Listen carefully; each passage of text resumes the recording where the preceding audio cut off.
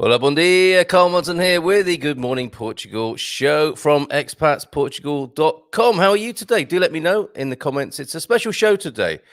We are joined. Let me just put this on the screen for you so you can see exactly who our guests are today. The International Organization for Migration, the IOM, are here with us today. Just over 2 weeks to go until the end of the transition period when the UK leaves the EU.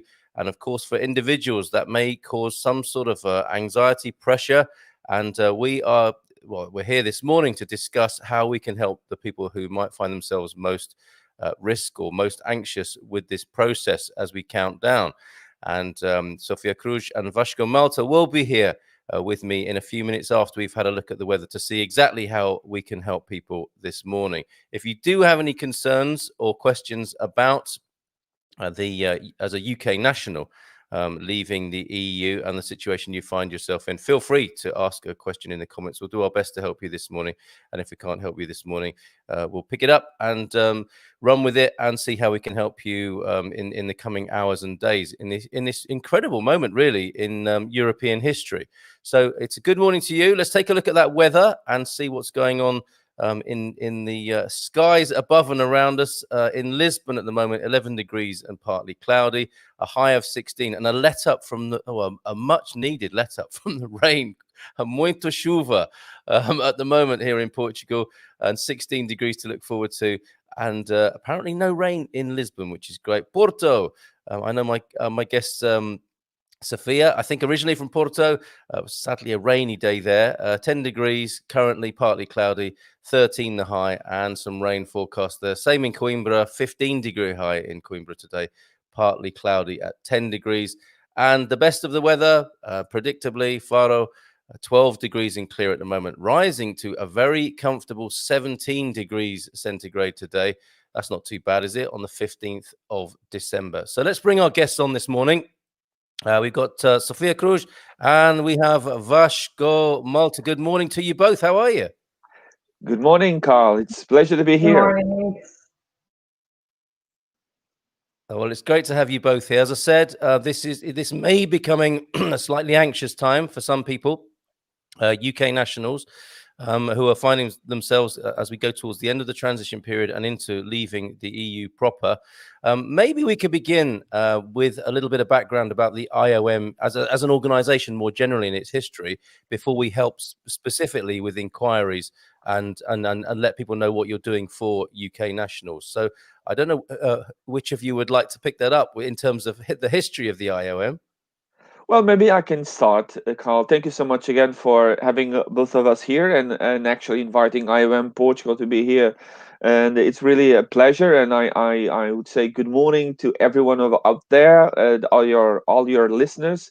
And we are here to take some of your questions, if you have it, about one of the most political important moments in history, as you put it out already, that is the Brexit, and what will happen to all of you that are already currently living here in Portugal, and what will happen after the 31st of December. But as Carl mentioned it, and Carl asked about my organization, about our organization.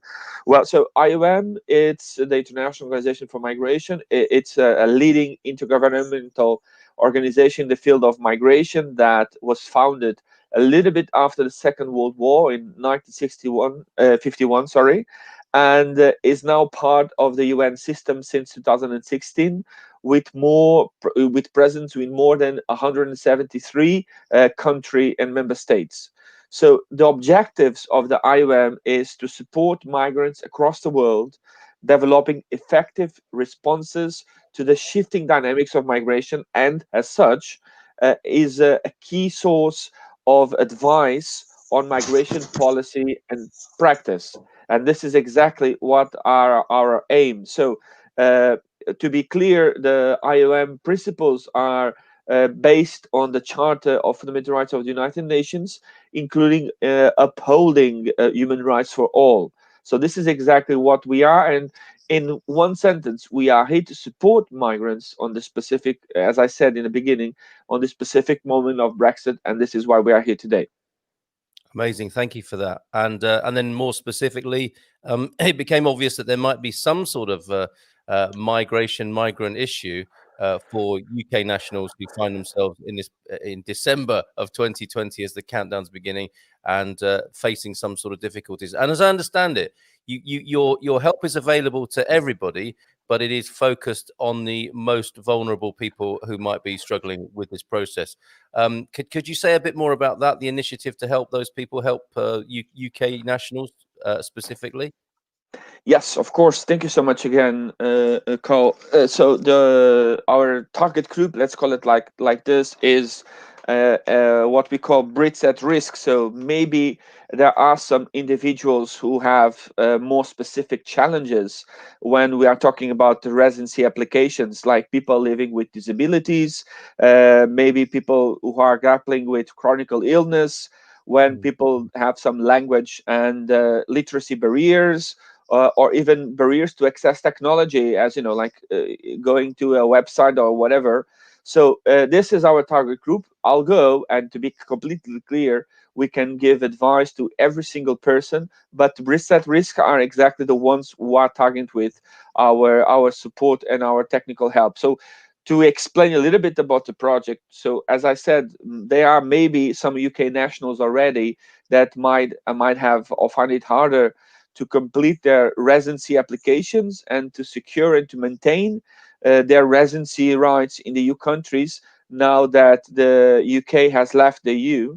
So the main objective of our program is actually to raise awareness and share information on residency requirements, as well as providing completely and direct practical support on these persons who need to fill in their applications, and for those where the situations where access to information and application processes for some reason are a little bit more difficult. So this is, first of all, our target group, as I said, and about exactly what we meant about providing technical support and help. So this is what we are here. Okay, and there's a few people this morning who've joined us saying good morning, and I think there are some specific questions as well, which we'll come to. I think it needs to be said possibly, well, a couple of things that occurred to me. With at-risk people, obviously, they might not be watching because they might not have access to this sort of technology. So I think it's, as a community here on Good Morning Portugal and expatsportugal.com, I guess we're here to help other people, aren't we? If we see other people falling between the cracks or disappearing in the long grass, as it were, metaphorically, we can tell them that this sort of help is available. And the best place then for people to get help, to access you, is that the URL web link that I've put there? Is that the best way to find out more and to get in touch with you? Yes, indeed. On that specific website, you can find all the information that we are talking about here today in a very, I would say, very friendly manner. So everyone, of course, should understand it. But if you, in any case, you have any doubts, you have a webmail where you can reach us as well, where you can start to speaking with us if you have any problems. Maybe on this specific website, I can give the floor to Sophia if you don't mind, because she was leading the project as well on the website. So maybe she can add anything about what I've just said. Yes, that'd be great, Sophia, if you do. I mean, you know, Yes. Sophia, you and I were talking before, and just sorry, one before you add to that, just one other point, because I had my almost like my prejudices challenged this morning. I declared to you, I thought, you know, in terms of global migration, you know, Brits in many ways are quite privileged, and you know, it's a bit of a first world problem for us. But you quite rightly challenged me, and you said, you know, when it comes to migration, anxiety is anxiety, and it's felt personally. And when your future is at stake here, it's the same it's a human experience, isn't it? Wherever you've come from, whatever your background. So thank you for challenging me on that. And so help is available to everybody here. Indeed, indeed. Thank you, Carl, and good morning to all of your listeners. It's indeed a pleasure for IOM to be here. Regarding our website, here you will be able to find our project contact details. So, in case you have any kind of specific question, do write to us, do call us. We will definitely respond. Later today or even tomorrow, there's also going to be some specific information on the website regarding traveling information over Christmas. So it might be interesting for the listeners and for anybody that the listeners know that might be interested in this information, that intends to travel, please check out the website. And if you have any doubts, please get in contact with us. We'll be happy to support you. Okay, that's absolutely wonderful. So let's see if we can help anyone specifically this morning. We have Safari. There's a few people just saying good morning here. I guess you people who are listening this morning, joining us from our community, do please bear this in mind, what's going on here and the help that's available, so that you can support and signpost other people. Good morning to you, Joel in Porto. Umberto Vitalis here. Bon dia, Turush. Andy Craig, good morning, everybody. This is our extended team, everyone, to get this information out. You've got these people working with you, Vasco and Sofia, now, seconded from the Good Morning Portugal community. Bon dia, Turush. Finally, sunny morning after weeks over there in Sintra with Druba. Neil Perkins. Oh, I was listening late last night with me and he woke up with me this morning, he says. Well, that's not. I hope that's a good arrangement for you, Neil. Bon dia. Interested in what help is available, as I have issues with getting residency at the moment. It's chilly here this morning, but beautiful. Fiona, it sounds like you are exactly the sort of person who might be helped here. Do you want to give us, I know this is a public forum, you might not want to go into specifics, but in principle, in general, if you want to add any particular themes or issues to your questions there, I'm sure Sophia and Vasco may well be able to help. Will says, Will's got us a link there. That's very helpful, Will. And also says, bon dia. Do we know about this digital certificate / residency handover biometric data thing for January for expats refugeeing here from Brexit? That's an interesting way of putting it. And Gary is adding to that ID cards, eh? So can you help us a bit further with that? There was a flurry of excitement about this new biometric system, I think, in the last couple of days, right, here in Portugal. Yes, indeed, Carl. So let me explain a little bit how it works, because it will be very important, and maybe we can even highlight the website from the CEF, the Border Service Police, that already launched a website about 2 days ago about specifically targeting the expats, actually the UK nationals living already here in Portugal.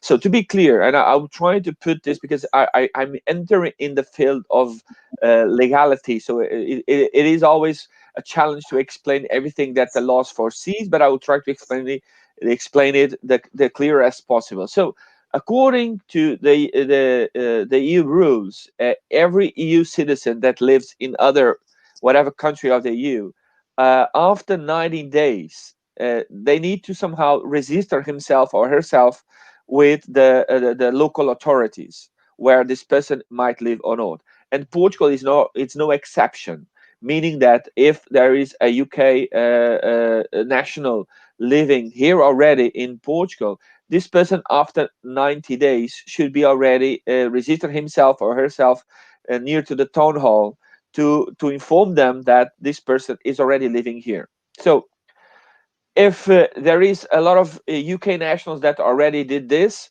so half of the process is done, right? So if you don't have it yet, just please go to your town hall where you live and try to register yourself as a EU citizen living already in Portugal. So there are a number of, you just take out your documents with to the town hall and bring up and say, I need to register myself. So the town hall then will launch some kind of certificate confirming that you are actually a EU citizen living in the EU, in Portugal in this specific case, and that's exactly the certificate that will allow you after the 31 of December to make an appointment with CEF and to make sure that all the documentation that you have in place will be changed, and then you have an appointment with CEF where you will take your biometric data, and then after some time, I don't know exactly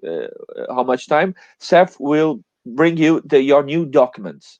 So to be clear, if you already have done the town hall registrement, it's okay. So you just go to the website. We are going to put down here in the comments, in the chat area, exactly where you can go already, and we'll try to make an appointment. And to be clear, this website of CEF was already launched 2 days ago, so if you already registered in your town hall, you can go forward already to try to make an appointment with CEF. If you don't have it, we somehow we will make it underline that it's important for you to do it. That's exactly what I wanted to say. So please go ahead and try to make an appointment. If you don't manage to do it until the 31st of December, I mean, to be clear, and this is a very important information, your rights will not disappear starting 1 of January, even if you don't register yourself. All right. But it's important, if you want to make sure that all your documents are in order, to do it. So if by any reason the town hall is not answering, the town hall is, I mean, is postponing my presence in after 2021, it's okay. Don't worry about it. It's just it's normal. But if you can do it before, it would be even better. Because after that, the only thing you have to do is going to this website of STEF and make an appointment, and then you will wait for them to say exactly which day you are foreseen to be in presence to give your biometric data, and then you'll be ready. Will be with new documentation, living here in Portugal, and that's it. Okay, so that's what's happened, because I think some people discovered the test website earlier on in the week, which caused a huge flurry of excitement and some anxiety for people, thinking, what is this I need to do now, this new thing? But it's official now. And I think when we finished our conversation here, actually, I've got a newspaper article that I can share. So this new system is official. When you say biometric, that also can make people a little bit anxious, I think. What exactly will be the biometric data that will be featured on this system? Well, as far as I could understand, it's just taking our fingerprints as any other documentation, and I guess they will make sure that you have a specific height. I mean, they will take, they will see how much you are big or not, and this is about this kind of data that they will put out in the new documentation. I don't know, Sophia, if I'm missing anything. No, I think you're quite correct. I would just add that this portal is very intuitive, and that it has a step-by-step guide that explains what you need to do. So it's very straightforward. There's also an email and a phone line. We already tested the phone line and it's working, so that's great news. And also another thing that I think it's important also to say is that the portal can be used by all British nationals that have a certificate from the town hall, as well as those who already have a permanent residency document that they will have to exchange. So the portal will allow you to start the application procedure to have those documents exchanged. You will receive, after you register, you will receive a QR code on your cell phone, and with that QR code, you can travel outside of the country, show it at the border, and then from the 1st of January, you will receive an email from SEF telling you to which town hall you need to go to have your biometric data collected. Okay, so that's the new development. So to summarize so far, then, just because that's what we're doing here, right? We're just trying to get people completely in the picture about what they need to do. The first thing, as with the advice from the embassy, is to make yourself known at a local town hall, whatever, regardless. And then the new step, it would appear, the crew document, the single A4 with the EU stars on it that gave you residency in Portugal, that will now be upgraded or complemented by a new biometric system, and that platform is now ready for people to use. Indeed. Carl, that's exactly what we just wanted to say, and you just said it with less than 4 minutes than we did. So congratulations! It's exactly that. Well, I guess that's my job is to sort of condense these things and just to make it simple for people, including myself, I have to say, because I'm right in the in the dynamics of this myself too, as a UK national here in Portugal. So there's a bon dia from Tavira this morning from Mark, and we do have a couple of questions. So Sophia, some specifics here. I will add to this. Is that if we can't sort this out specifically on screen, because some of these things I guess will be a bit personal, we can go further after the show. So Sharon, good morning to you. Morning everyone. I've got a residency here in September. Sorry to hide you for a moment, Vashko. It's a big question here.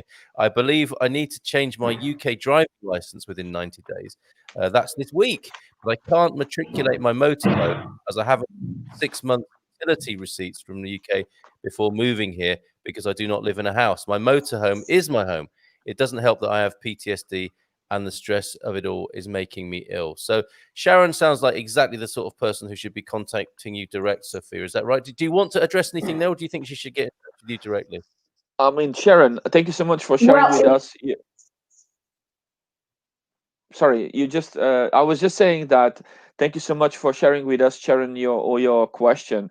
To be clear, I mean, we IOM are a little bit more focused on the resident permits, and how you deal with your status of residency here in Portugal. Nevertheless, IOM can provide you with contact exactly of the relevant authorities in case of in case of the driving license for that purpose. So just write us an email to UK Nationals PT Net IOM point int, and we will leave it on the comments area, and we will provide you directly with the relevant contact details of the authorities that may help you specifically on that case of driver license.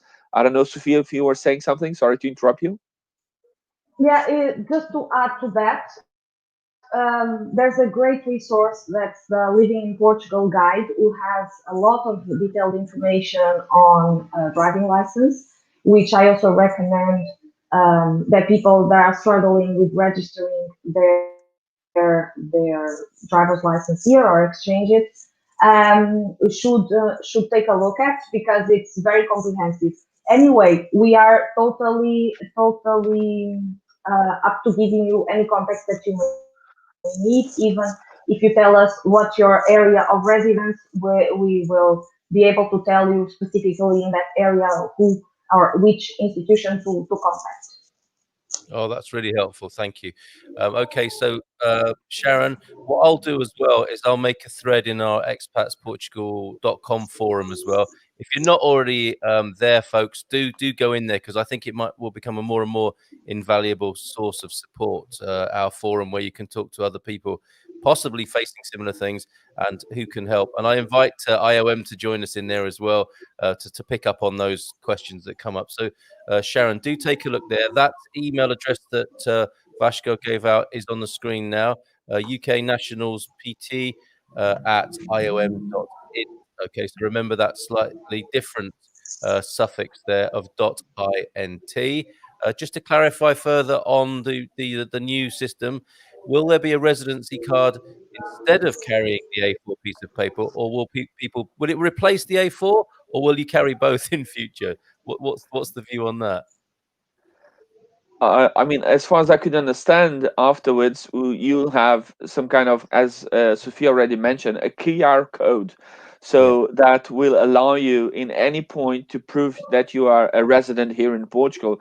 So the future, I would say, is without any paper at all. But I don't know if in the in between there will still be a kind of a paper that will that you'll need to show to the authorities. Nevertheless, as I said, the principle is to everything have digitalized. So I guess the future will be to have only this QR code, but we might have to find some period of adaptations between the end of the year and the new times when everything will take in place. But the future, as I said, is without any paper.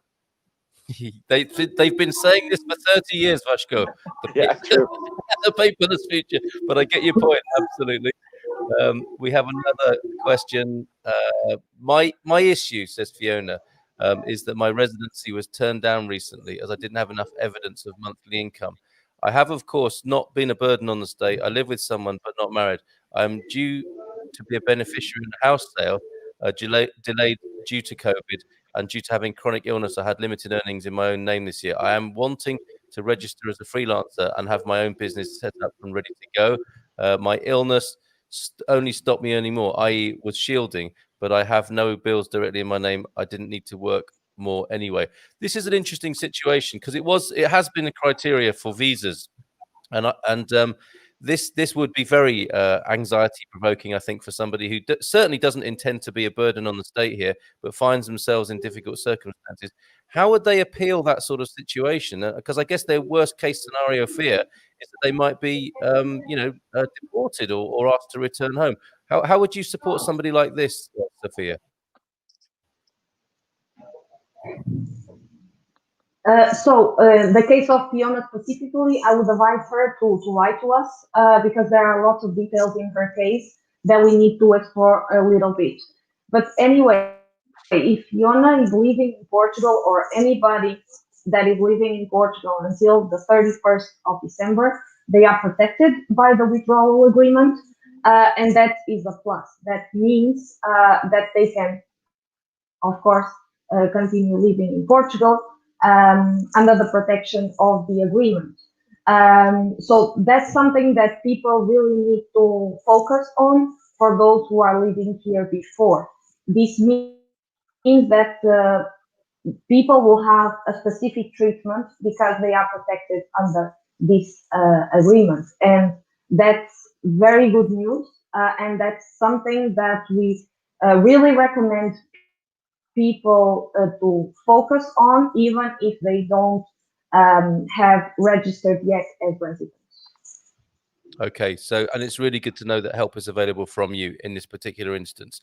So thank you for being here this morning, and thank you for making that case. And we have all your contact details. So there you go, Fiona. Do follow that up directly with the IOM here, and let us know how that goes. Maybe let us know what's happening in the forum as well. Will has an observation here. The whole lining up outside of town hall to have biometrics taken all sounds surprisingly familiar. I mean, I know I don't need to freak out about any of it, but I'm finding a little bit hard not to. I understand that, Will.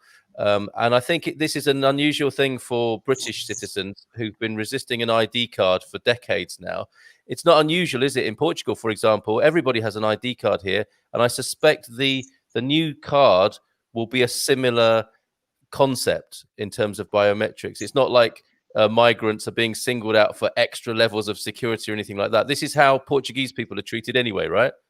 Absolutely right, Carl. It's exactly how every one of us, since we are born already, we provide our biometric data, and it's just for information purpose. And as far as I'm not talking here about on behalf of the state, as you can imagine, but the objective is just to provide the necessary information to have your details as your ID cards will give to anyone that will need to be showing to anyone else that I'm this person over here, and you can see here in my ID card that I am. And this is basically this, and there are no difference, as far as I can understand, between UK nationals and Portuguese nationals was to regards to the data that we are collecting.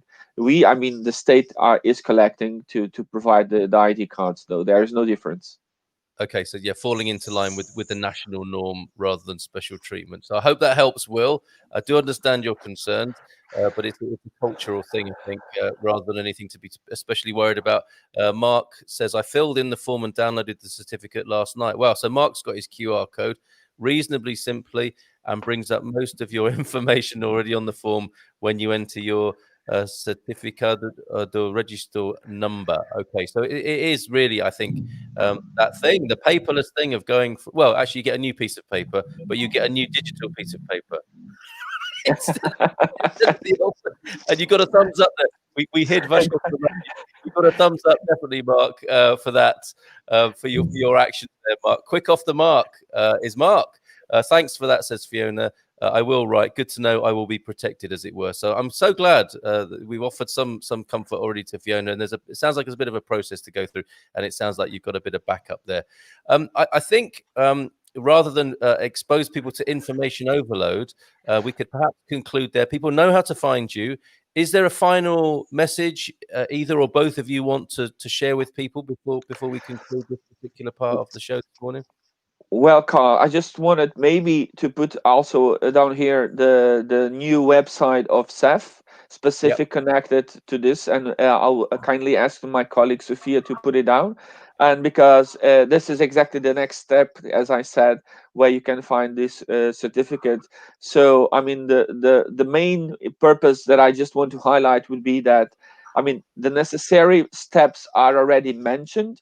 The register yourself as a town hall. You request to CEF about your new documents. Nevertheless, to be clear, your rights will not disappear after 1 of December, after 1 of January of 2021. And this is exactly what I would want to highlight. Nevertheless, you need to take all the steps to make sure that you have your right process or resident process completely fill up and everything in order.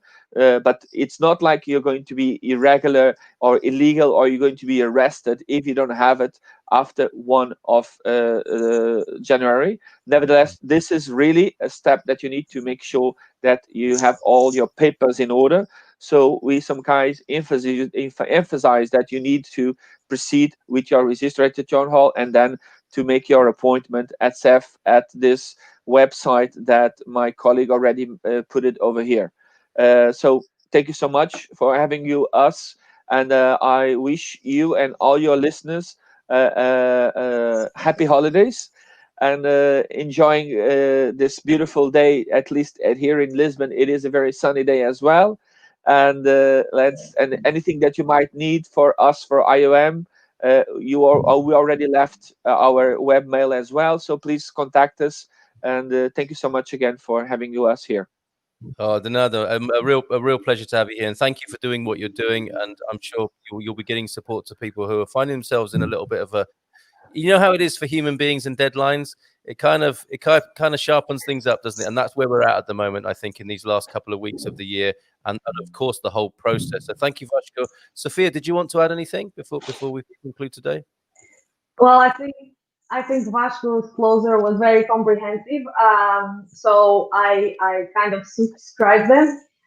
Please do contact us if you feel that you need support, and we fully understand the anxiety of the moment, and we are here to support you. As we have a team that is very committed and stands ready to answer any of your questions. Thank you. All right. Thank you very much. And yes, thank you for your Christmas greetings as well. So Boas Festas, Feliz Natal, Abono Novo Ano to you. I hope I got that right. And thank you so much for being here today. Thank you so much, Carl. It's really a pleasure and an honor. Thank you so much for your professionalism and for your kindness. It's really a great show you have over here, and I hope you can continue doing it for a long time. So thank you so much. Oh, thank you. Okay. Ciao, ciao. Hello. Bye-bye. Bye-bye. Bye-bye. Okay, so bye-bye, Sophia. So there you go. Vashko Malta and Sophia Cruz there from the IOM, who are there to help you in this process. And we've got a few more comments coming in. Gary saying, should make things easier if you don't have to carry a suitcase full of paperwork and passports. Absolutely. Some light at the end of that administrative tunnel there. I don't know about you, but that's what I've done since coming to Portugal. I have become a much better organized person.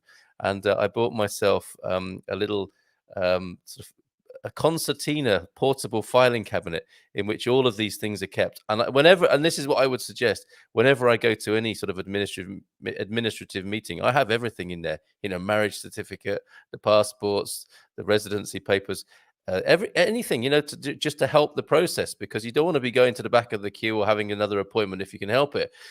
Sharon says, thanks for the answers. I will write. Carl, what's this forum? Okay. The Good Morning Portugal show comes from expatsportugal.com. It may be that you're new to us here. You can support the show by becoming a premium member, but you don't have to. The point here, Sharon, is that you can join the forum free and ask the questions there, okay, and get support from other expats in Portugal. We go back years with loads of intel and resources at expatsportugal.com, which are absolutely free to consume.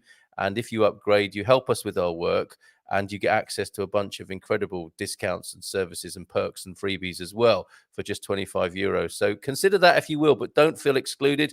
You can go to expatsportugal.com and you'll see the access to the forum there. Let's see what else people are saying. Quick question. Can I write to the email address in English? I'm sure you can, Fiona, absolutely. Debbie Doos is here. Good morning, Carl. I'm looking for the exclusive interview we made concerning the loss of a loved one in Portugal. I hope for listeners it will understand the possible difficulties that can be faced. And she wants to add reassurance here that they are they're helping practically, offering help practically, emotionally, and to give advice through a group that will be set up in the new year called Share and Care Portugal, offering guidance, support, and emotional support to anyone who has settled in Portugal. So that's from Debbie Dews. I haven't finished making that interview yet, and it will be in a most incredible resource when I have done that. So bear with me, Debbie, on that, and we'll go into the new year with that level of care and support and the sort of stuff people should know, not something people will necessarily want to talk about, bereavement here and that sort of planning. But certainly when I spoke to you and to Jacqueline, it seems right that people have those sorts of conversations and face them and be prepared. And you're going to be offering an incredible service to people as well. So let's just take a quick look at this newspaper article from the Portugal Resident about this campaign now that has been launched successfully, it would appear. And there we have it on the screen from the Portugal Resident. This is the continuation of what's been talked about already this morning. SCF, that is the border authority, policing force, and the British Embassy launched joint campaign urging UK nationals to exchange their residence documents. So you might have just, like me, in the last few days, I had an amendment to make to my residency document, and that was sorted out only a few days ago. Now there's an upgrade, an update that's needed now.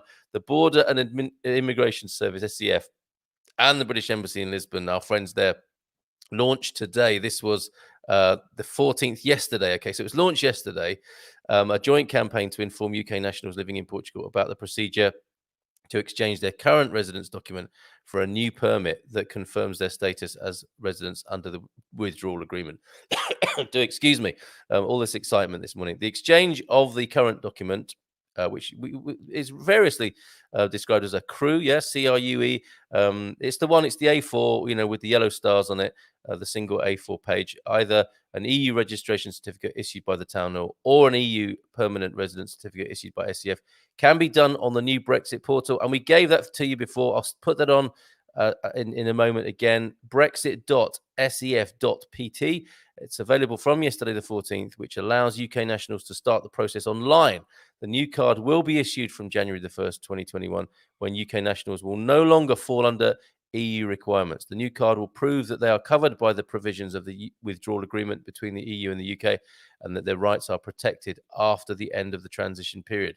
So that sounds pretty good to me. After registering online on the new portal, UK nationals will be able to download a digital certificate with a QR code. Mark mentioned that. Mark is with us this morning in the comments there, and he said it was simple, that can be used when traveling as proof of residence in Portugal. So that's a question that's been coming up, isn't it? What do I need to carry with me for the best results, really, moving in and out of the country? So that will be it. That is the answer for people with this code. From January the 1st, 2021 onwards, SCF will contact UK nationals registered on the portal to schedule an appointment at one of 38 selected town halls in Portugal, where they can provide their biometric data to be included in the new card. And that's the slightly chilling development for some people who aren't used to doing that. In the UK, there aren't ID cards, of course, but in Portugal they are. And as we were discussing there with Vasco, it is a way of getting in line. You want to become a Portuguese citizen. That is what Portuguese citizens do, it would appear. So you'll be invited to do that at one of 38 selected town halls in Portugal. UK nationals can also use the dedicated telephone and email address available from yesterday to send inquiries connected with the United Kingdom's exit from the European Union, including the process of exchanging these documents. UK nationals can find further information on the Brexit portal. Current EU residence documents will continue to be accepted in Portugal and at the external border after the end of the year, 31st of December, until the new card is issued. British Ambassador, friend of the show, Chris Sainty, welcome this development. We're very grateful to the Portuguese authorities who have worked so hard to get this portal ready before the end of the transition period. I have no doubt this will be welcomed by the British community in Portugal. It is an important step that will reassure British residents of their rights under the withdrawal agreement. I am also very pleased that the British Embassy and CEF have been able to work so well together. So I'll leave it there on that article, but you can see that at the Portugal Resident. I think the Portugal News are running a similar story as well there today, and that's up there for you to take a look at. Sharon says, thanks, Carl. Look after I finish listening to you. I follow on Facebook and often watch you live, but wasn't aware of the forum. Yeah, go there, expatsportugal.com, Sharon. Loads of extra value for you there. And thank you, Diana, for your message which I won't be reading out this morning. Which is an invitation, I think, to invest in a really get-rich-quick scheme.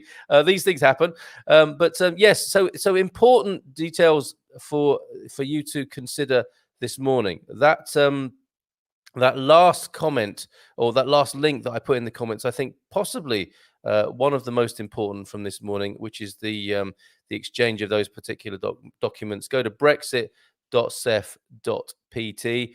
And let me just put in the details finally then of contacting the IOM, my guest today. If you want to make contact with the IOM, there is your link for doing that. And there was also an email address for doing the same as well. Let's find that for you too, so we can make sure you've got exactly what you need. Yep, Expats Portugal on the screen there. UK Nationals PT, all one phrase, at iom.int. So there you go. I hope that's been helpful this morning. I hope that's calmed and assuaged any of your anxiety for the time being, just to give you some practical steps to follow, rather than struggling with the entirety and immensity of it all. And there is a deadline to this, but hopefully those practical steps and that helpline there will be of some comfort and help to you. So we'll see you this evening on Tuesdays. It is, of course, the positive Portuguese news and happy homesteaders hour with Donna Jacqueline, who herself had a very good experience of working with her local town hall. They came out and sorted out her residency with her at her house. Because she has a disability, which means she can't leave her home, and they were amazing. So big up to the Caldas de Reina Camara Municipal, who helped Donna Jacqueline, who will be with me tonight, and we'll have another one of our leisurely and calming chats. Her calming presence. She is, of course, the expat elder here and the grandmother of our community. So do join us from 10. Otherwise, I'll see you in the morning again for another Good Morning Portugal show from expatsportugal.com. So I wish you a good day. Take care. Bye for now. Ciao, ciao. Beijinhos, abrazos.